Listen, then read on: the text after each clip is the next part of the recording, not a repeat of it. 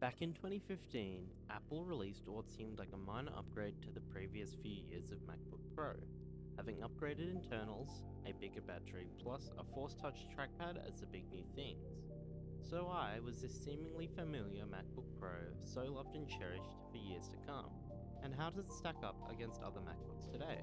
Is it still a good buy? Let's find out. At the time of release, this MacBook Pro was very well received, with many liking the new trackpad, being happy with the extra hour or so of battery, and that it was decently faster than last year. But a year later, Apple released its redesigned MacBook Pros with the Touch Bar. At first, it seemed like these were the way to go, being thinner, lighter, and all the new features that came with the Touch Bar. But it didn't take long for people to miss the last generation. Professionals tend to like having access to more ports than just 4 USB-C, something Apple finally accepted and added back to the MacBook Pro line in 2021. Some pros missed having the function key row as well, finding it more useful than the touch bar. These things could be fixed with dongles for ports or keyboard shortcuts to bring up the function keys. The butterfly keyboard, however, was a little different. Many people didn't like the feel of the new keyboard, and worse than that, they started failing. A lot. They lived up to the name butterfly in more ways than one, being about as fragile as a butterfly as well. Dust could get under the keys and ruin them much easier than on previous keyboards.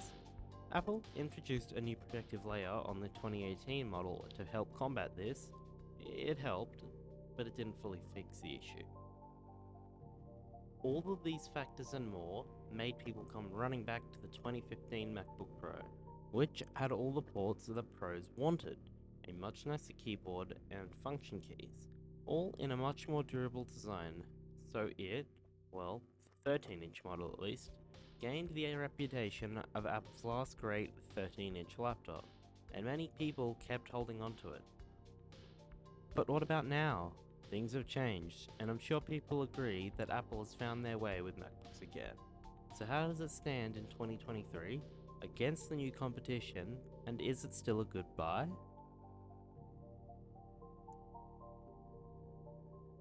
The design of this laptop is still very solid, both literally and figuratively.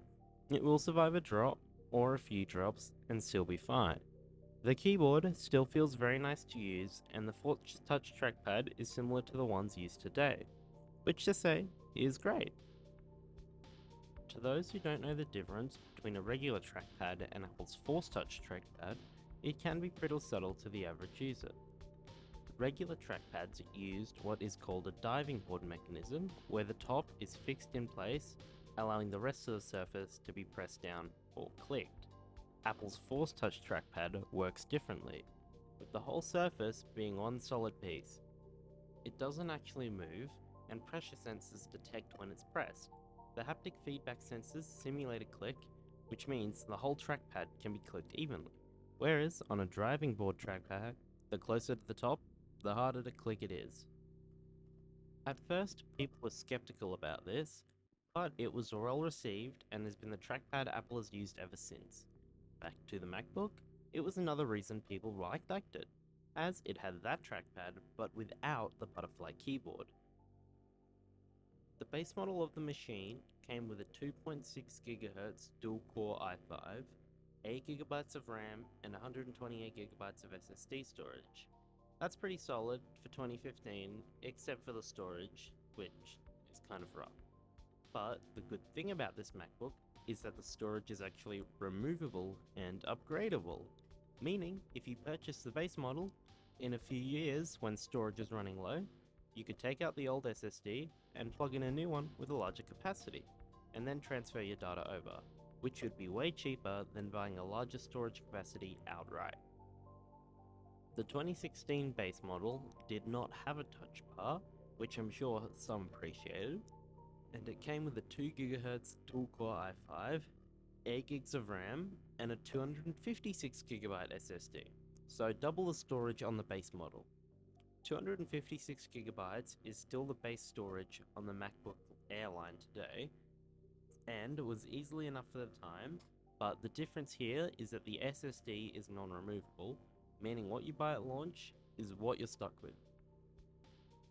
The cameras, battery life, and screens were listed the same between the two models, with the only major difference being that it was apparently 13% lighter, the new keyboard, touch bar, and had slightly better performance due to the addition of the 6th gen Intel processors. The people who buy MacBook Pros are usually video editors, photographers, or something along these lines. So the removal of the HDMI port and SD card readers meant carrying around dongles, which means the laptop being more portable, didn't matter as much when dongles had to be carried around as well. So many of these buyers probably would have opted to purchase the 2015 MacBook Pro, which was still up for sale till 2018.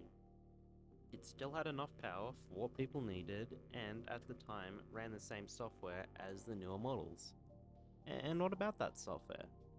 The 2015 MacBook Pro released with OS X El Capitan and was supported up until the release of macOS Ventura in 2022, being left behind on macOS Monterey, which gave it a solid 7 years of support and still receives security updates, and will continue to do so for another year at least.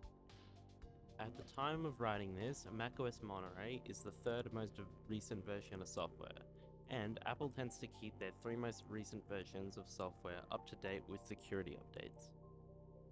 Just using the MacBook on macOS Monterey doesn't feel outdated at all, and doesn't feel like I'm missing out on much compared to another MacBook running Ventura or Sonoma.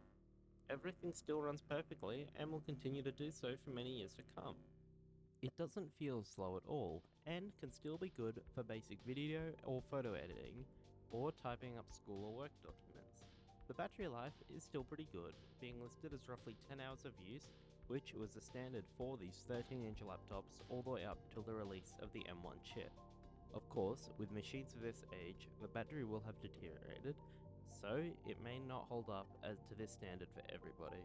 Luckily, the battery is also fairly easy to replace on this model, just needing to be unscrewed and unplugged. So, is this MacBook still one of the best? And is it even worth buying over a newer model? The answer can very much vary. I've seen this laptop go for anywhere between $300 to $700.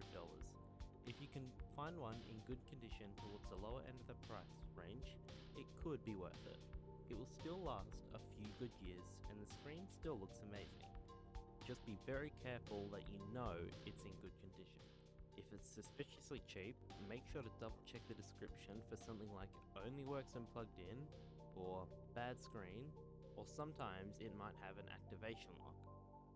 If you're confident in your repairing ability, buying one with a bad battery and replacing it yourself could save you some money.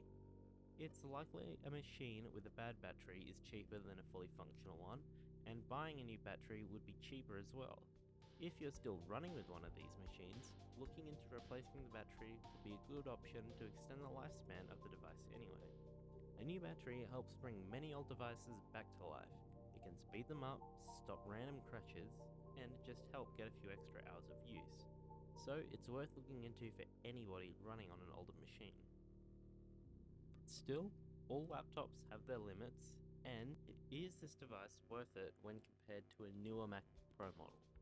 For somebody who just uses their laptop for web browsing, editing documents, watching movies and things like that, one of the touch bar generations of MacBook Pro would probably serve them just as well, as they would probably find the touch bar a convenience instead of a nuisance.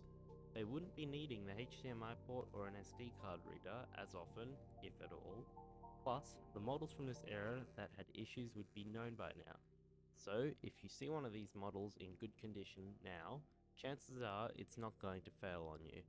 But these can still be a couple $100 more than the 2015 model, so it depends on your budget. Let's say you didn't want to spend more than $400 to $500, you'd probably be best off with the 2015, as most touch bar models are more than that. But if it was $600 to $700, your best bet is probably a 2017 to 2018 model. If you're over in Canada or the US, your best bet is probably the Apple refurbished store, as a refurbished M1 MacBook Air is $850. Here in Australia though, it's $1,300 for a refurbished MacBook Air. At the end of the day, however, the 2015 MacBook Pro can still be a worthy purchase if you're looking for a reliable machine that will last a while, and if you're still using it, enjoy it, because unless you're doing heavy workloads, it should last you a few more years at least. With a stunning screen, great keyboard, trackpad, and all the ports you could need, the 2015 MacBook Pro is definitely a solid machine that'll be enjoyed by many users for years to come. I think that's about it. Thank you for watching, and I'll see you again soon. Bye.